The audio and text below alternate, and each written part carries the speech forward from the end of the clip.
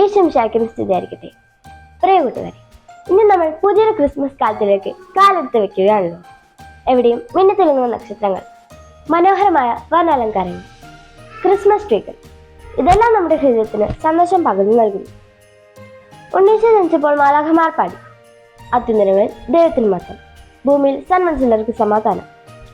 ഈശോയുടെ ജന്മം വിനീതരായ ആട്ടിടയർക്കും വിജ്ഞാനികൾക്കുമെല്ലാം സന്തോഷത്തിന്റെ സദ്വാർത്തയായി മാറിയപ്പോൾ സന്മനസ്സിലുണ്ടിരുന്ന ഹെരോദസിന് അത് വലിയ വിറയലായി മാറി. തന്റെ അധികാരം നഷ്ടപ്പെടുമോ എന്നുള്ള ഭയം. അതിനാൽ ഉണ്ണീശോനെ എങ്ങനെയെങ്കിലും ഇല്ലാതാക്കാനുള്ള ആലോചനയിൽ മുഴുകി. പിന്നീട് അങ്ങോട്ട് ഉറക്കമില്ലാത്ത രാത്രികളായിരുന്നു. അതെ, ഈശോയുടെ ജനനം സദ്വാർത്തയായി മാറണമെങ്കിൽ നാം എല്ലാവരും സന്മനസ്സുള്ളവരായിരിക്കണം. സുവിശേഷമാകാനും സുവിശേഷം ഏകാനും നമുക്ക് സാധിക്കണം. എന്നാൽ ഇന്ന് നമ്മുടെ മാതാപിതാക്കൾക്ക് നമ്മെക്കുറിച്ച് അമിതമായ ഭയമാണ്. തിന്മയുടെ അതിപ്രസരം കുഞ്ഞുങ്ങളായ നമ്മെ നാം അറിയാതെ തന്നെ കെണികളിൽ വീഴ്ത്തിക്കൊണ്ടിരിക്കുന്നു. നമ്മുടെ മാതാപിതാക്കളുടെ ഭയം മാറാനും തിന്മയുടെ കെണികളിൽ വീഴാതിരിക്കാനും ഒരു മറുമരുന്നുണ്ട്.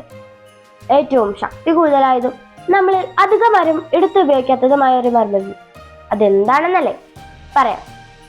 അതായത്, ഈ വരുന്ന ക്രിസ്മസ് നാളുകളിൽ നമുക്ക് ഉണ്ണിയേശുവിന്റെ ചങ്കോട് ചേർന്നിരിക്കാം.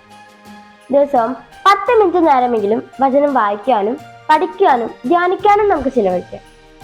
അപ്പോൾ നാം അറിയാതെ തന്നെ നമ്മുടെ സ്വഭാവത്തിൽ ഒരു മാറ്റം വരും. ഈശോ ആരെയും മാറ്റി നിർത്തിയില്ലല്ലോ. ഈശോയ്ക്ക് പണക്കാരനും പാവപ്പെട്ടവനും അറിവുള്ളവനും അറിവില്ലാത്തവനും സൗന്ദര്യമുള്ളവനും സൗന്ദര്യമില്ലാത്തവനും എന്ന് വേണ്ട സമൂഹം മാറ്റി നിർത്തിയ എല്ലാവരെയും അവൻ ചങ്കോട് ചേർത്ത് നിർത്തി.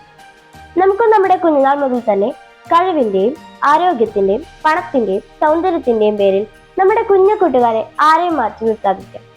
അവരെ നമ്മുടെ ചങ്കോട് ചേർത്ത് നിർത്താം.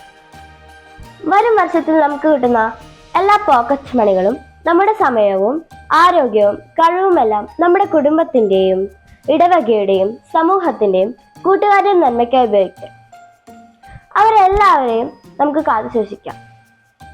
ഉണ്ണീശോ മാതാവിനെ സ്നേഹിച്ചതുപോലെ മാതാവിനെ സ്നേഹിക്കാനും മാതാവ് ഉണ്ണിയേശുവിനെ സ്നേഹിച്ചതുപോലെ ഉണ്ണിയേശുവിനെ സ്നേഹിക്കാനും സ്വർഗം നമുക്ക് കൃപ തരട്ടെ എന്ന ആത്മാർത്ഥമായ പ്രാർത്ഥനയോടുകൂടെ ആഗതമാകുന്ന ക്രിസ്മസിന്റെ മംഗളങ്ങൾ എല്ലാവർക്കും ആശംസിക്കുന്നു.